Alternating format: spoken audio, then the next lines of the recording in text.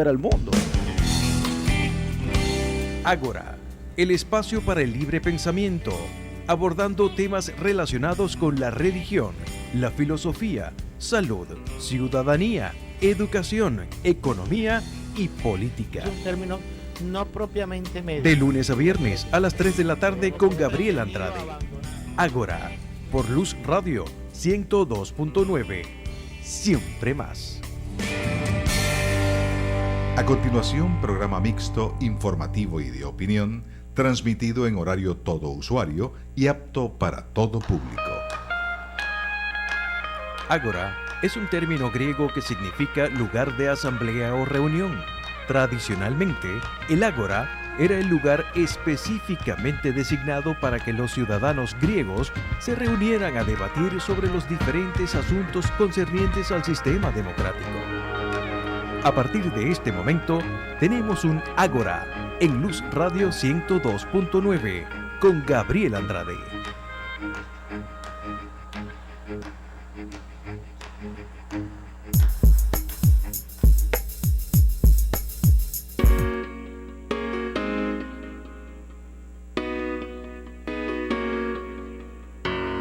¿Quién te llena de alegría?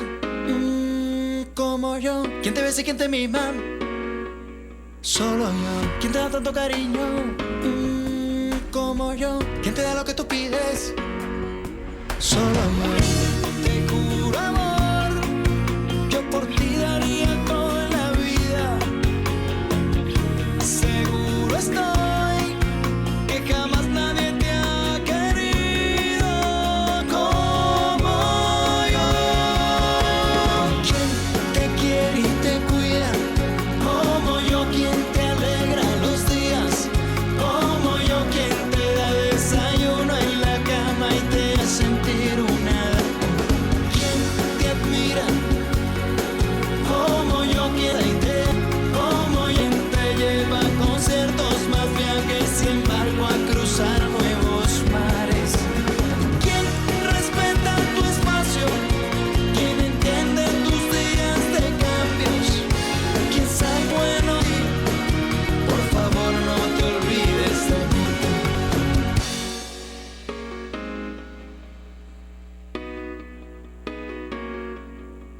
¿Quién te abraza en las mañanas? Como yo. ¿Quién te cura cuando enfermas? Solo yo. ¿Quién te escucha las penas? Como yo. ¿Quién te piensa y te ama? Como yo. ¿Quién te lleva a conciertos, más viajes, sin embargo a cruzar nuevos mares? ¿Quién respeta tu espacio? ¿Quién entiende tus días de cambios? ¿Quién saca lo bueno de ti? Por favor no te olvides de mí. ¿Quién te cuida?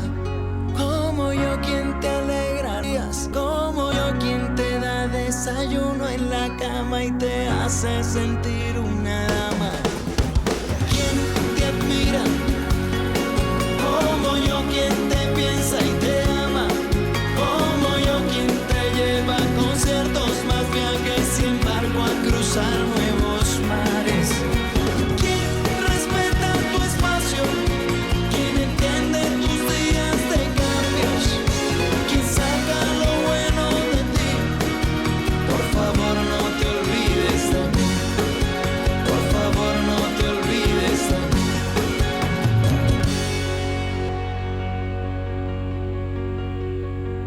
mí. Estás escuchando Ágora por Luz Radio 102.9. Saludos amigos, bienvenidos a Ágora. Hoy me estará acompañando en el control técnico Antonio Palmar. La productora de este espacio es nuestra querida amiga Norelba Torres.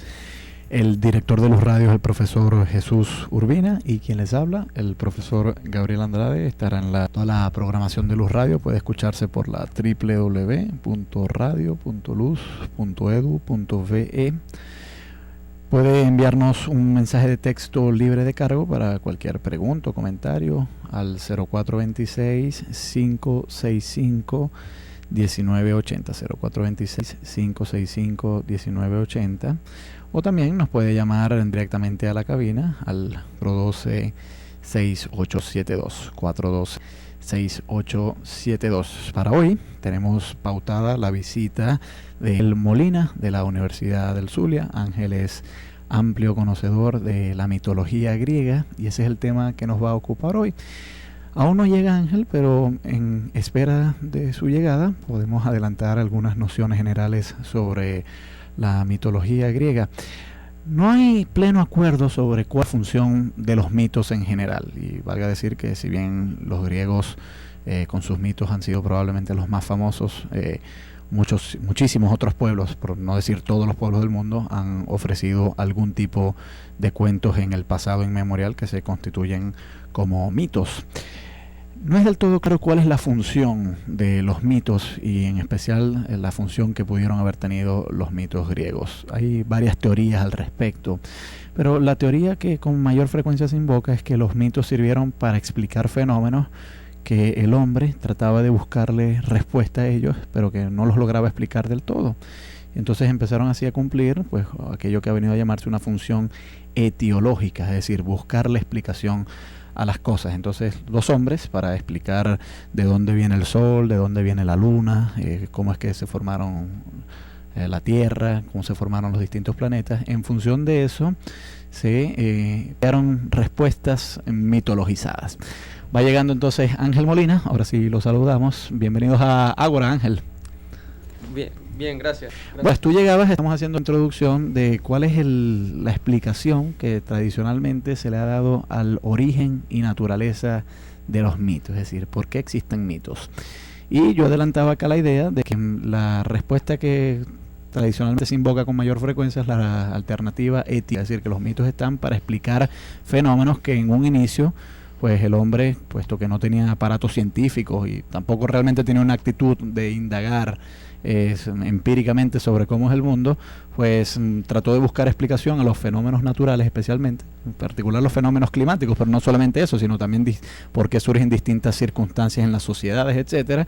Y bueno, para eso pues inventó historias que permitieran explicar cuál es el origen de muchos de esos otros fenómenos. Pero ¿qué otras teorías hay para explicar el origen de los mitos? O sea, ¿por qué casi todas las sociedades tienen eso?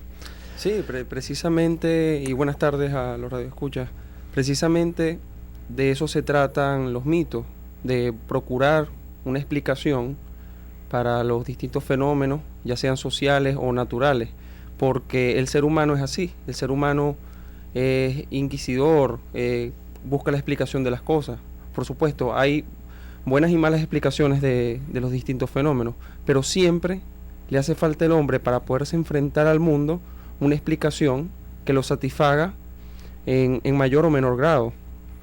Claro, ha habido algunos estudiantes de mitos que han dicho, bueno, pero quizás estas historias no son solamente inventos para satisfacer la curiosidad intelectual, sino que incluso hay la posibilidad de que muchos de los personajes que se representan en la mitología griega y en toda la mitología en particular, en general, pueden tener alguna base histórica. Es decir, es posible que, por ejemplo, que realmente haya habido un rey Edipo, o que a lo mejor hubo alguien que se llamó Zeus. Eso es una posibilidad. Sí. Claro, algunos filósofos han dicho, bueno, existieron muy lejanos en el pasado, pero la imaginación popular ha ido distorsionando poco a poco sus historias, ¿no? Sí, claro, estamos en un terreno de especulación, evidentemente, porque realmente hay pocos indicios cada vez que nos vamos más atrás en la historia, pero sí, uno podría argumentar en función de eso, dado el comportamiento natural de algunas sociedades, a divinizar a sus seres, a las personas que tengan un alto rango o que hayan hecho algo importante por su sociedad. Y por ejemplo, siguiendo esa misma línea, y no precisamente como el caso de los mitos Grimm, el dios nórdico Odín, tenía que haber sido un ser importante en la sociedad, un individuo prominente y que les dio la lengua y que les dio una serie de cosas a esa sociedad nórdica, y así se explica el surgimiento de esa divinidad, o sea, que en ese mismo orden de ideas. La mitología griega, y ya que vamos a entrar ya propiamente a hablar de la mitología griega, es quizás uno de los cuerpos literarios más vastos que ha conocido la humanidad. Y a diferencia de otros cuerpos literarios, muchas veces es difícil encontrar coherencia entre una historia y otra, porque no hay una sola fuente que nos hable de eso. Es decir, si nosotros vamos a hablar, por ejemplo, qué sé yo, de Abraham en la Biblia, bueno, realmente el único que nos habla de Abraham, el único libro que nos habla de Abraham es la Biblia. Hay algunas tradiciones posteriores, puede ser, pero hay bastante acuerdo sobre, bueno, qué es lo que la tradición dice de Abraham.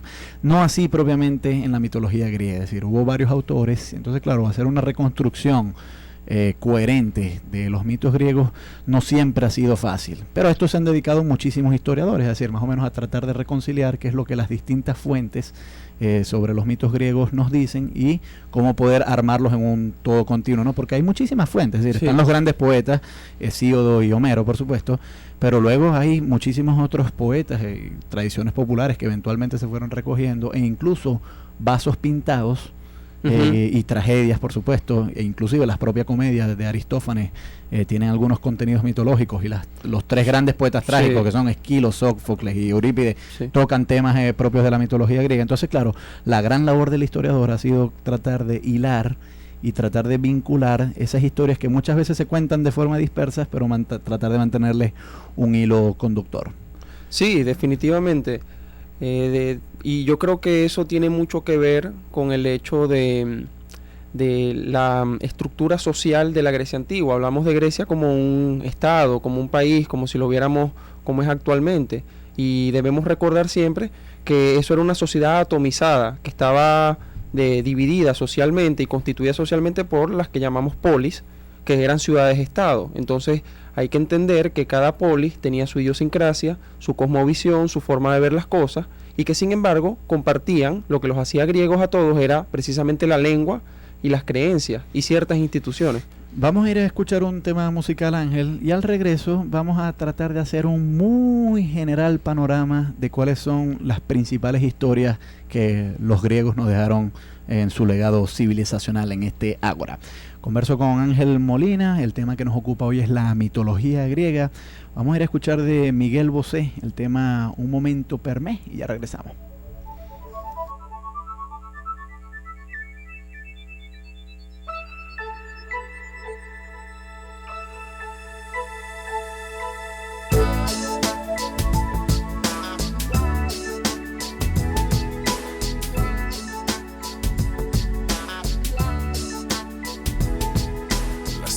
Quando scende non mi guarda mica in faccia, prende tutti i miei ricordi tra le gambe, tra le braccia.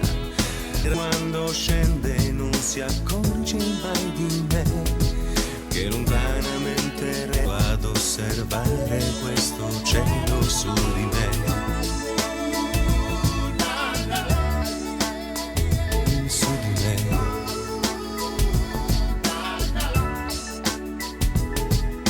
Sera a terra piano sulle mie fotografie e le trova sempre stanche come vecchie ferrovie, e si ferma qui a parlare un po' con me, e che non c'è un momento per me in mezzo a questo vivere che valga di più, anche poco di più, di un momento con te, e che non c'è un respiro per me tra queste alte nuvole, che soffri di più, anche poco di più, di un sospiro per te, di un sospiro per te.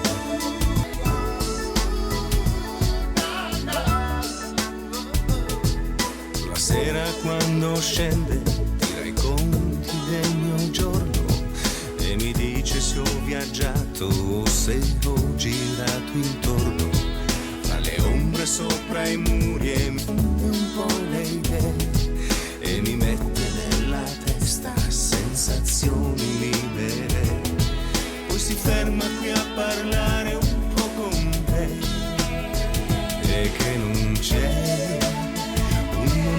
per me in mezzo a questo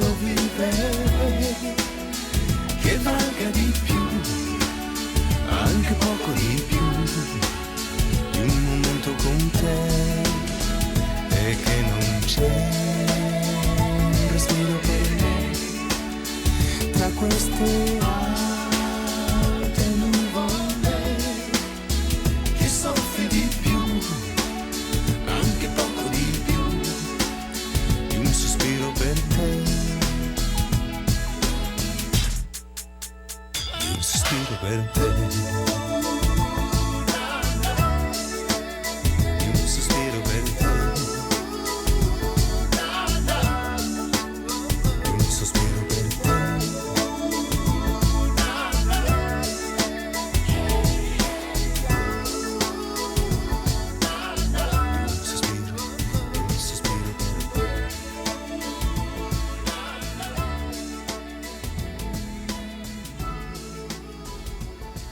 Escuchas Luz Radio 102.9, siempre más.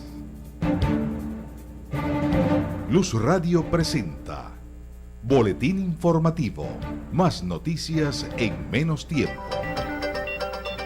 3:16 de la tarde, le saluda Neria Kiva. Enrique Capriles, candidato presidencial, aseguró este miércoles que el Consejo Nacional Electoral estaba en pleno conocimiento de la logística, la organización y el reglamento de las primarias. Por esto invitó al gobierno a digerir las 3 millones de personas que participaron en estos comicios.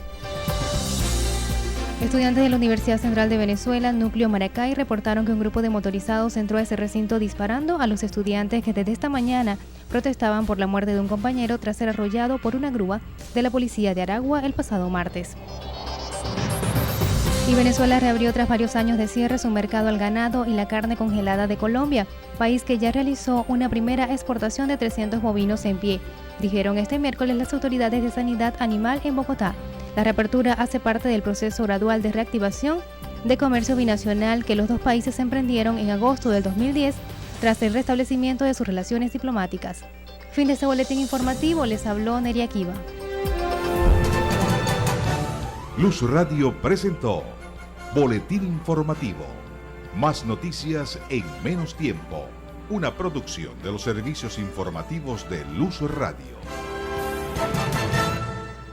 Es tiempo para el debate y la opinión en Ágora con Gabriel Andrade.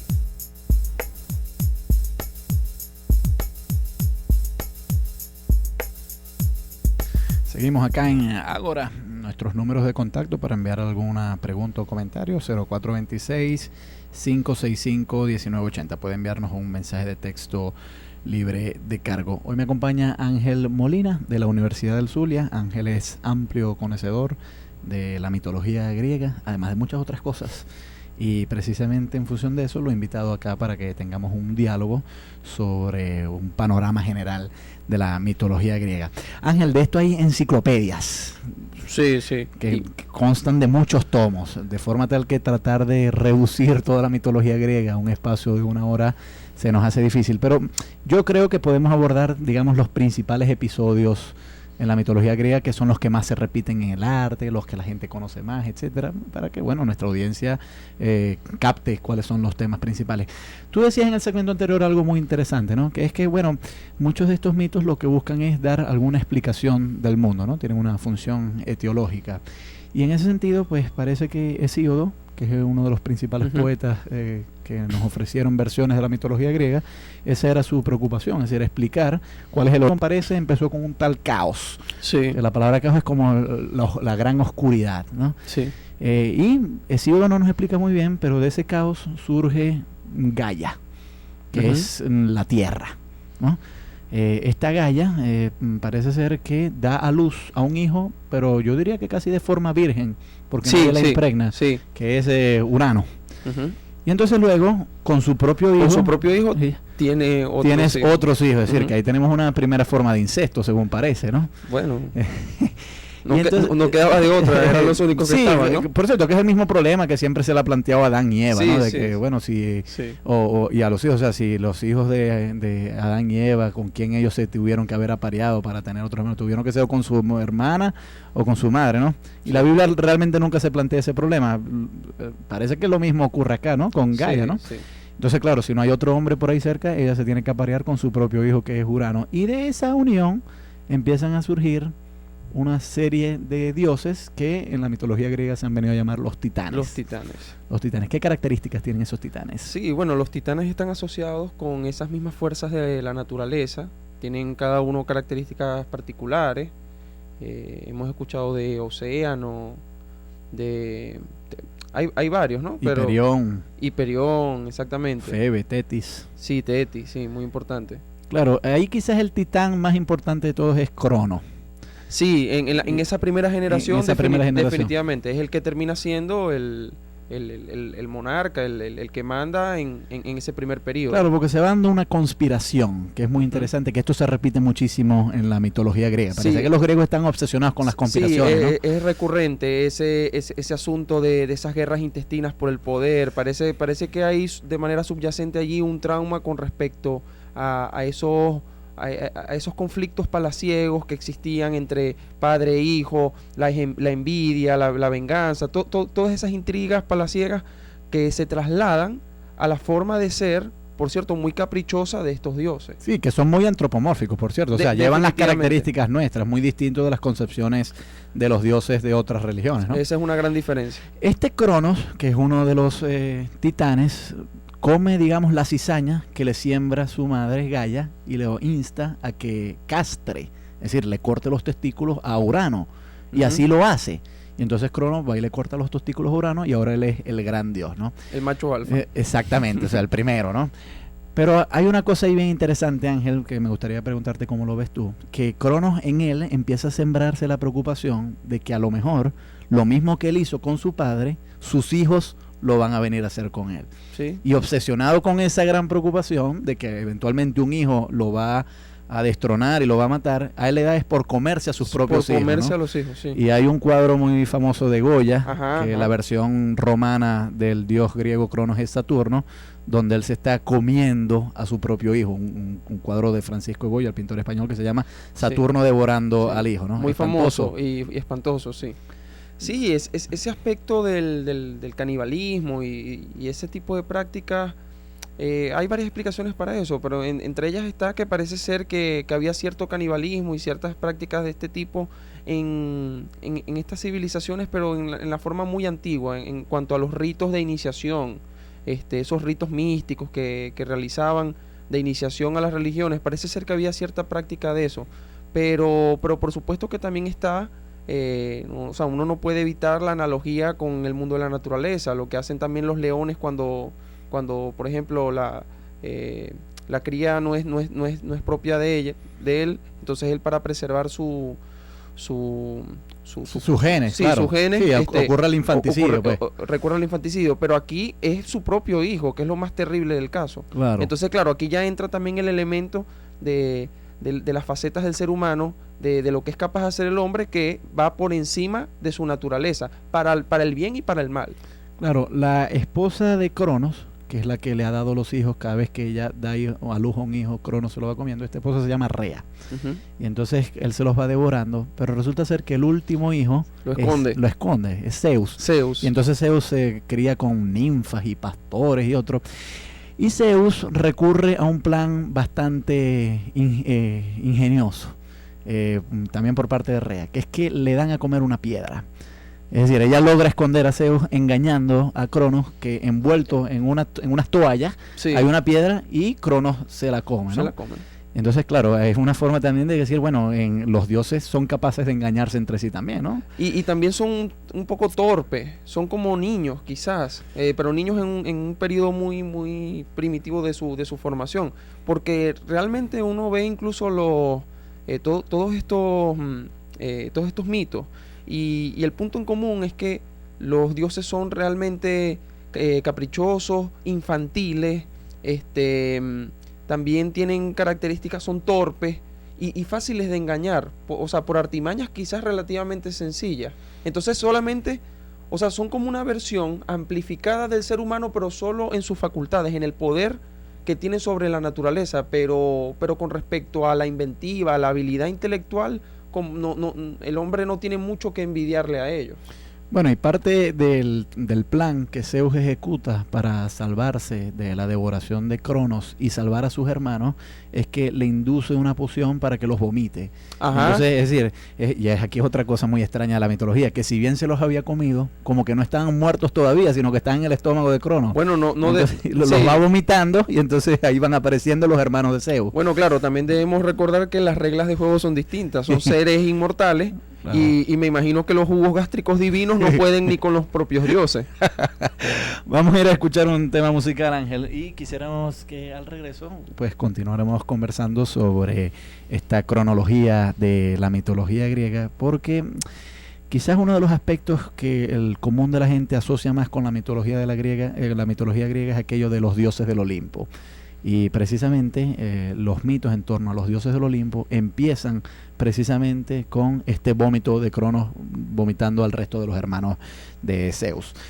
Hoy converso con Ángel Molina de la Universidad del Zulia. El tema que nos ocupa hoy es la mitología griega. Vamos a escuchar de la agrupación musical zuliana San Luis el tema Reconozco y ya regresamos.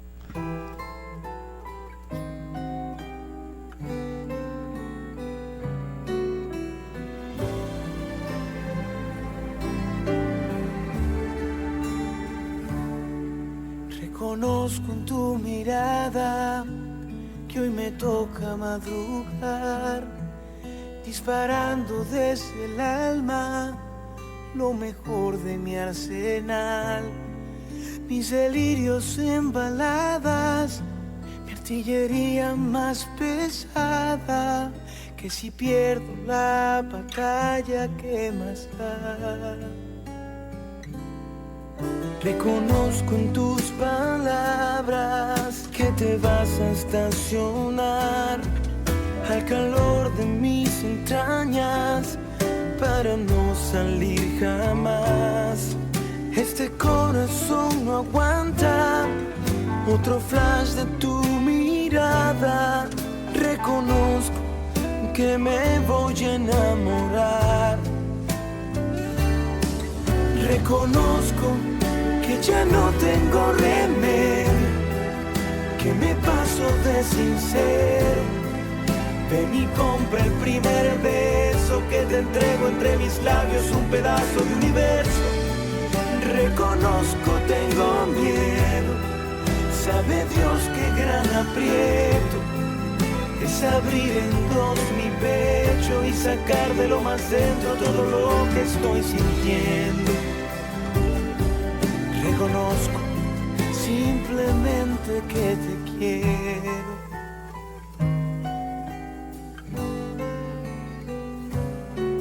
Yo no sé si en un mañana me prefieras encontrar de vecino en tu cama o de historia que olvidar. Si tu corazón no aguanta tanta vida en mis palabras, a mí me huele a que te vas a enamorar. Reconozco que ya no tengo remedio, que me paso de sincero.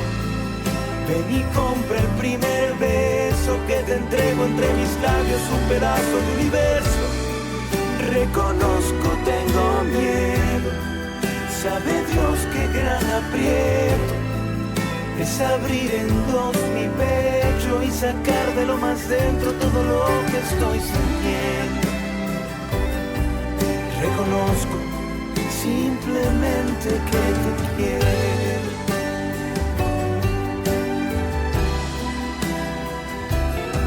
Reconozco simplemente que te quiero. Te quiero.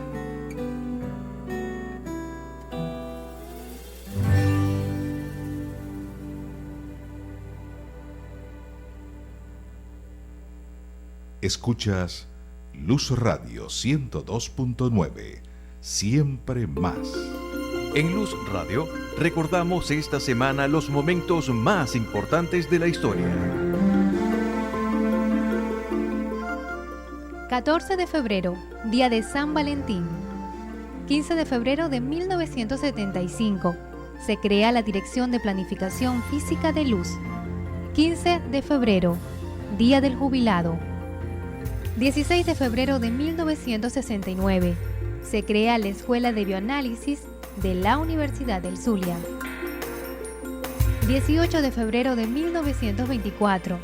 Nace en Maracaibo el médico y científico Humberto Fernández Morán, inventor del bisturí de diamante. Luz Radio, siempre más. Publicidad. 457 familias zulianas ahora cuentan con un techo propio gracias a la entrega de viviendas por parte del gobierno del Zulia en el complejo habitacional Los Amanes, municipio San Francisco. Bueno, un sueño hecho realidad gracias a la gestión del doctor Pablo Pérez, que mediante la gobernación y la empresa privada han hecho realidad este sueño de tener una casa. Vivíamos en un barrio muy marginal. Gracias a él tengo una vivienda digna para darle a mis hijos un buen bienestar. Estas casas, estas obras, la manera como las entregamos, que fueron de manera incluyente, sin tener los recursos económicos que maneja el gobierno nacional. Pablo Pérez, de la mano con la gente. En febrero, prepárate para celebrar el segundo aniversario de PDVSA La Estancia Maracaibo. Ven y disfruta de los mejores artistas y agrupaciones regionales y nacionales a partir de las 7 de la noche. Los Máster, Supercombo Los Tropicales, el hijo de la vecina que llaman Clementina, que bicho tan descarado, Carota, Ñema y Taján, Serenata Polonesa, La zapa estaba pariendo y el sapo estaba mirando. Los Chamacos, Amor escondidas pero es amor de verdad. Vocal Son. Te esperamos cada semana en el edificio Las Laras, calle 77 en 5 de julio, con entrada gratuita. Febrero, mes aniversario de PDVSA La Estancia Maracaibo, brazo social y cultural de Petróleos de Venezuela. Ágora, en Luz Radio 102.9.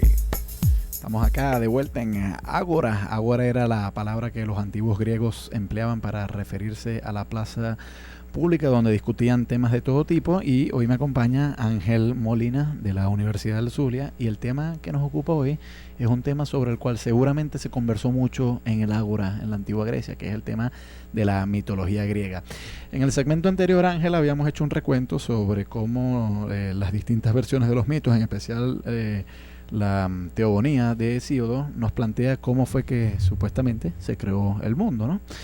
Y habíamos dicho, bueno, el cuento de cómo surgen los titanes, etcétera, y cómo Cronos, que es uno de los titanes, se va comiendo a sus hijos por temor a que lo destronen, como él en un principio había destronado a su propio padre, Urano, ¿no? Ahora, el último de los hijos de Cronos es Zeus. Su madre lo esconde y entonces él logra escapar el hecho de que el padre se los vaya comiendo. Y Zeus, que eventualmente viene a constituirse como el dios más importante de toda la mitología griega, Zeus organiza otra rebelión, esta vez en contra de su propio padre Cronos y del resto de los titanes. Y entonces se inicia así en la mitología griega aquello que se llama la titanomaquia, es decir, la guerra en contra de los titanes. Y en esa guerra, pues la generación de Zeus es la que sale victoriosa, sí, y los titanes son vencidos y son enviados al Tártaros, que es algo así como lo que nosotros llamaremos el inframundo, el infierno, ¿no? Algo así, exactamente. Algo así, un lugar muy oscuro y tal. Y entonces, a partir de ahí, pues Zeus emerge en el trono como el máximo dios, y a estos dioses se los llaman los dioses del Olimpo. Exactamente. Porque la creencia antigua era que uno de los montes que hoy existe en Grecia, el Olimpo, ahí vivían esos dioses. En un principio eran 12 dioses con Zeus a la cabeza, que seguramente son los dioses más famosos, sí, de toda la mitología griega. Ahora, en esa disputa o en esa lucha, esa guerra que hay entre titanes y los dioses del Olimpo, hay un titán que siempre ha llamado la atención de los mitógrafos porque él no toma partido en esa disputa, pero eventualmente los dioses del Olimpo, y en particular Zeus, se vuelve contra él, que es Prometeo. Sí. ¿Por qué Prometeo es tan importante? Y sobre todo para los filósofos. Sí, porque Prometeo representa ese distanciamiento, incluso desde el mismo dogma mitológico, donde se traslada la importancia del protagonismo de los dioses al hombre, ya que Prometeo un muchacho díscolo, muy astuto, habilidoso, y que su propio nombre indica que puede anticipar las cosas, que es muy rápido mentalmente, que es muy agudo. Muy parecido como después vendrá a ser Odiseo, que es muy astuto. Sí, exactamente. Entonces Prometeo es el que le da nada más y nada menos que el fuego a los humanos luego de robárselo, según distintas versiones, a Apolo o a Hefesto. Entonces, imagínense ustedes, el fuego, lo que representa el fuego para una civilización, y más aún una civilización primitiva, lo que te permite desarrollar la técnica, lo que te da cobijo, lo que te permite calentar los alimentos, o sea, todo lo que implica el fuego. Y él les da esa herramienta fundamental para el desarrollo de una civilización a los hombres y les da autonomía. Este es el primer paso dentro del marco de la mitología a una independencia de los hombres y a ese distanciamiento de la sociedad, que ya no necesita, no depende tanto de esos dioses. Entonces, en ese sentido, Prometeo es muy importante. Y Prometeo recibe un durísimo castigo a partir de ello, que solo va a ser eliminado de su inmortal sufrimiento por el propio Heracles, que era un semidios, el que pasa a ser Hércules en la mitología romana. En la mitología romana. Sí, y hay una tragedia de Esquilo dedicado a eso, que se llama Prometeo encadenado, y el castigo que Zeus le impone es estar encadenado a una piedra y que llegue un pájaro y se coma su hígado, ¿no? Uy, y como es inmortal, sí, el hígado se regenera, claro, y después se lo vuelve a comer, y así per secula seculor. Sí, porque es que Prometeo, además de haber llevado el fuego a los hombres, le hizo una mala jugada a Zeus. Ah, sí, por supuesto, con el sacrificio. De hecho, Prometeo es el que funda, desde el punto de vista mitológico, el que le da explicación mitológica a los sacrificios, los famosos sacrificios que las sociedades han hecho, que queman un animal, sacrifican un animal, porque él engañó a Zeus con un ganado, apartó la carne y la piel por un lado, y por la otra parte solamente estaban los huesos, y lo recubrió de vistosa y deliciosa grasa para que Zeus pensara que esa era la parte del ganado más importante. Entonces, cuando Zeus ve ese estratagema, esa mala jugada de Prometeo, por supuesto que despliega su ira. Claro, y es muy difícil, y sobre esto nos advierten muchos comentaristas de la mitología griega, no siempre en esto hay moraleja. O sea, muchas veces ocurren situaciones en la mitología griega que uno ni siquiera sabe por qué ocurren y son muy desesperanzadoras, etcétera.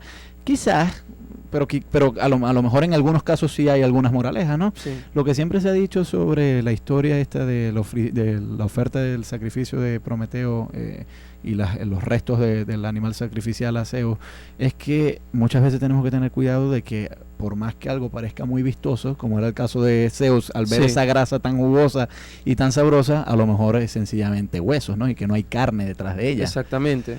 Las apariencias engañan, pues. Exactamente. Hay otros ciclos en la mitología griega. Tú ahorita mencionaste a Hércules. Resulta ser que, además de los dioses, que son estos dioses del Olimpo, Zeus tuvo muchas aventuras, según la mitología griega, y se apareó con varias mortales, ¿no? Sí, era bastante promiscuo Zeus. Sí, y de hecho se aparecía a veces en forma de cisne, a veces enviaba un rayo, violaba a muchas mujeres, y claro, eso le crea muchos problemas porque la primera esposa de Zeus es muy celosa, es muy celosa de las aventuras que Zeus pueda tener con las otras mujeres.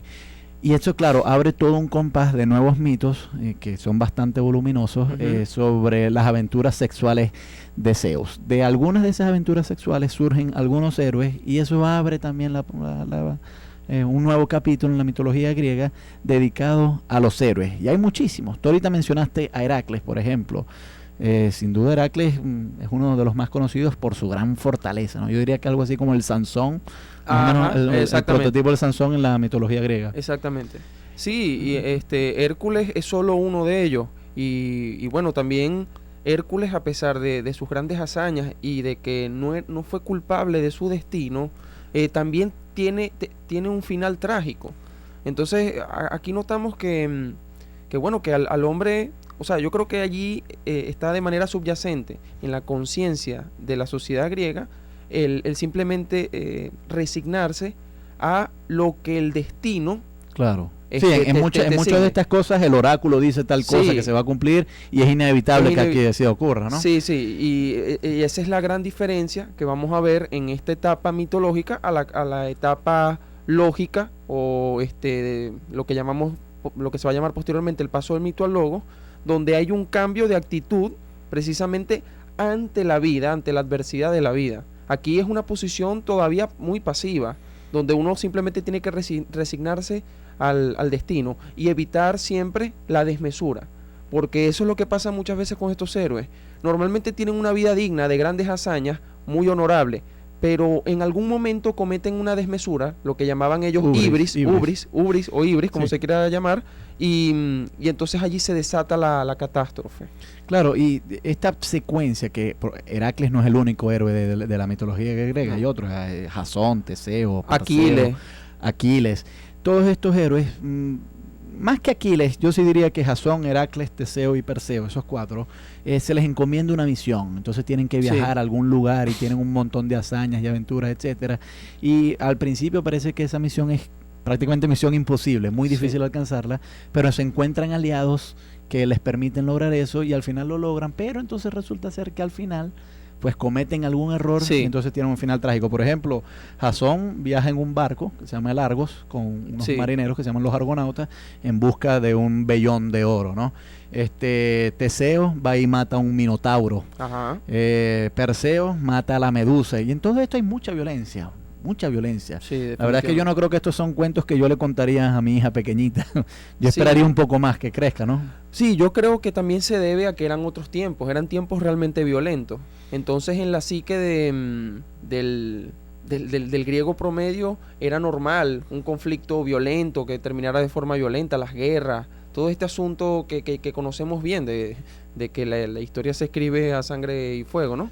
Pero precisamente eran tiempos durísimos y yo creo que de alguna manera eso servía para preparar a los guerreros, seguramente, prepararlos psicológicamente. Sí, prepararlos psicológicamente.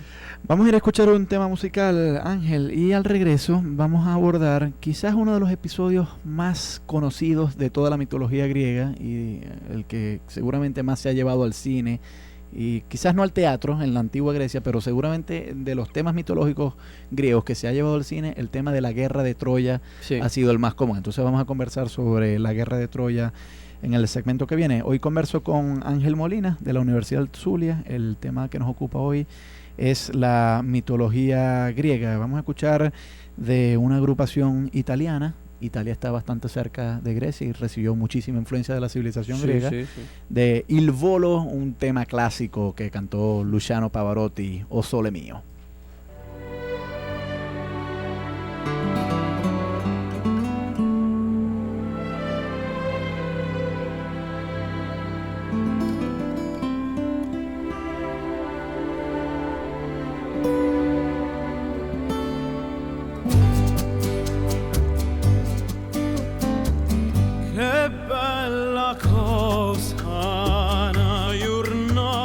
Sole, aria serena, dopo una tempesta, e l'aria fresca, pareggiana festa, che bella cosa, una giornata sole. Sole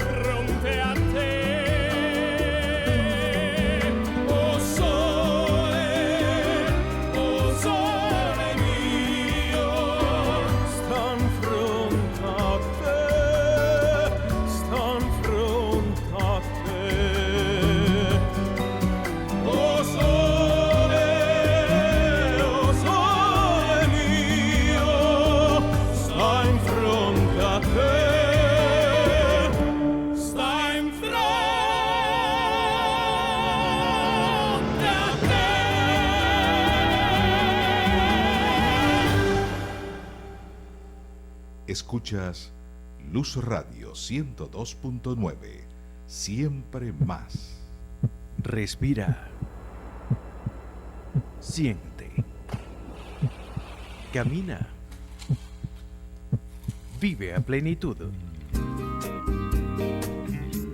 De lunes a viernes a las 4 de la tarde, Manuel Villalobos comparte contigo los consejos saludables, curiosidades del mundo de hoy y la buena música en Viviendo a Plenitud. La vida es una. Vívela a plenitud. Por Luz Radio 102.9. Estás escuchando Ágora por Luz Radio 102.9. Seguimos acá en Ágora, nuestros números de contacto al 0426-565-1980. Si usted quiere enviar un mensaje de texto libre de cargo, lo puede hacer con alguna pregunta o comentario sobre el tema que conversamos hoy, y eso es la mitología griega, y para ello me acompaña Ángel Molina de la Universidad del Zulia. Ángel, la mitología griega, quizás el máximo representante, el poeta más importante de todos ellos, que es el que se ve en bachillerato y en los primeros años de la universidad, etcétera, es Homero. Pero un asunto bien interesante es que Homero no dedicó tanta atención a las hazañas de los dioses y los héroes, sino más bien a las hazañas de los héroes, pero no de estos héroes que embarcaron un camino para cumplir una misión, etcétera, sino más bien a las artimañas que surgieron a partir de la guerra de Troya. Sí. Y entonces, claro, los dos grandes textos fundacionales quizás de la poesía griega, la Ilíada y la Odisea, tratan sobre esto. La Ilíada trata sobre la guerra de Troya, la Odisea trata sobre el regreso de uno de los guerreros de la guerra de Troya, que es Odiseo. Sí, Ulises. Ulises en la mitología romana, en la mitología griega se llama Odiseo. Sí. Su regreso a Ítaca, que es el lugar de su origen, ¿no? Ahora, la historia de la guerra de Troya siempre ha sido apasionante. Sí, definitivamente. Y la verdad es que yo no sé si revela algo sobre la naturaleza humana, pero la función de entretener ciertamente la cumple, porque ¿quién no ha quedado extasiado al escuchar cómo es que empieza la guerra de Troya y las artimañas que se van dando, ¿no? Sí, no debemos olvidar que Homero se considera el fundador de un género, de todo un género literario, que es la novela, que es el género literario más importante, el género literario narrativo, pues, el más importante que existe. Él funda con la Ilíada y la Odisea ese género, y es realmente apasionante, las imágenes, las descripciones, la forma de... incluso cómo empieza la guerra. Sí. Parece ser que según nos cuenta Homero y las tradiciones posteriores, hay un matrimonio, y entonces resulta ser que ahí acuden todos los dioses, pero entonces un personaje regala una manzana, ¿no? Y dice, dedicada a la más bella. Y en un principio piensan que es un gran regalo, pero eventualmente eso se convierte en la proverbial manzana de la discordia. Exactamente. Porque tres diosas se pelean quién es la más bella, ¿no? Hera, Atenea y Afrodita disputan entre ellas quién es la más bella y a quién está dirigida la manzana. Y entonces, para resolver la disputa, acuden a un joven griego que se llama Paris, que decida él quién es la más bella de ellas, ¿no? Y entonces Afrodita, que es la diosa del amor, le dice, bueno, si tú dices que yo soy la más bella y a mí me toca esa manzana, yo voy a lograr que la mujer más bella del mundo se enamore de ti. Y entonces Paris decide a favor de ella y le da ese don. Y con ese don, Paris logra cautivar a Helena de Troya, que supuestamente era la mujer más bella de todo el mundo. Y entonces, en una visión diplomática, Paris osadamente decide raptar a Helena de Troya, se la lleva a su región de origen, que era Grecia. Y a mí me cuesta creer que en el estado actual de las cosas haya una guerra por el amor de una mujer, ¿no? Entre dos superpotencias. Bueno, sí. Pero en la mitología griega parece que sí era así. Es decir, el rapto de Helena es lo que da inicio a la guerra de Troya. Sí, y es interesante porque hay ciertos indicios arqueológicos que indican que ese conflicto pudo haber existido en la realidad y que ha podido ser muy significativo para el desarrollo posterior de la civilización griega. Por supuesto, es difícil, incluso en aquella época, pensar que todo este conflicto sangriento, durísimo, se haya propiciado precisamente por el rapto de una mujer. De una mujer, claro, era una mujer. Por muy bella que sea. Sí, ¿no? pero era una mujer comprometida, ¿no?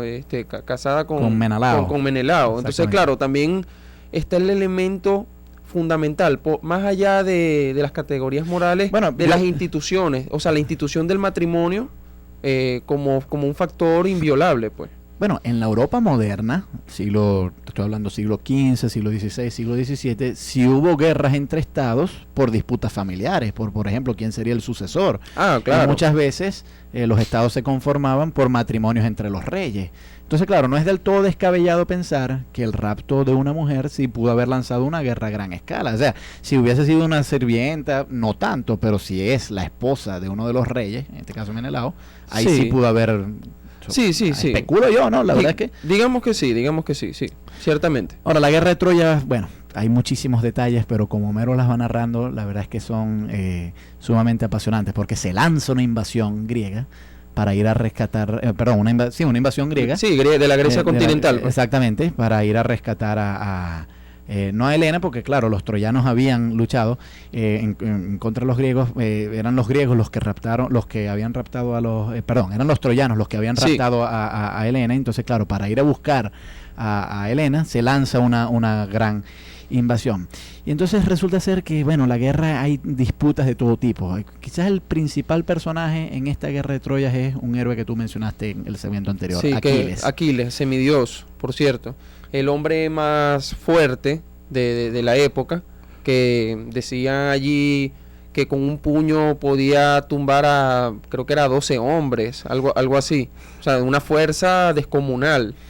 Y un hombre también que representaba todos los valores del guerrero. La valentía, sí, todas esas características inherentes. Muy varonil. Sí, muy varonil y honorable, y todos esos elementos propios de lo que sería el arquetipo de guerrero en la Grecia antigua. Que está dispuesto a cumplir su papel patriótico en defensa de su patria frente a los enemigos, etcétera. Pero hay algo en Aquiles, como lo representa Homero, que uno hace bajar la valoración que uno pueda tener de él, ¿no? Que es que parece que hay cierto capricho en él, porque hay un episodio muy interesante que se narra en la Ilíada, de que llega un punto que después de participar en la guerra, él decide no ir más por una disputa amorosa que tiene con Agamenón. Sí, Agamenón, porque él debía recibir como obsequio, parte del botín a Briseida, que era una mujer muy hermosa. Entonces Agamenón no se la quiso dar. Este es para mí, pues. Sí, este es para mí, está muy bonita para ti. Este es mía, yo soy el rey. Exacto, y entonces aquí les dice, bueno, si es así, yo no combato. Exactamente. Pero entonces, claro, en un principio, entonces los griegos están muy preocupados porque sin Aquiles no van a poder derrotar a los troyanos. Uh-huh. Y un personaje que es muy querido por Aquiles, que es Patroclo, uh-huh, entra en la lucha, pero resulta ser que muere. Sí. Y entonces eso enfurece a Aquiles y ahí Aquiles entra en la guerra, ¿no? Y entonces Patroclo es muerto por Héctor, que es, digamos, uno de los caudillos de Troya. Sí, el más importante. El más importante, ¿no? Hijo de Príamo, que es el rey de Troya. Sucesor del trono. Exactamente. Y entonces Aquiles, pues en venganza, tiene un combate con Héctor. Y este es quizás el combate entre Héctor y Aquiles, una de las imágenes más famosas de toda la guerra de Troya y de toda la mitología griega, ¿no? Y bueno, ya sabemos al final cómo termina eso. Termina ganando Aquiles. La descripción del odio después de matar a Héctor, a pesar de que había cierto código de admiración mutua y ese elemento de que solo era mi enemigo el que era digno de serlo, después que lo mata despliega todo su odio. O sea, uno lee los versos y bueno, después cómo lo humilla el cuerpo, ese elemento de... Lo arrastra. Sí, de que lo arrastra y deja que unos perros lo muerdan.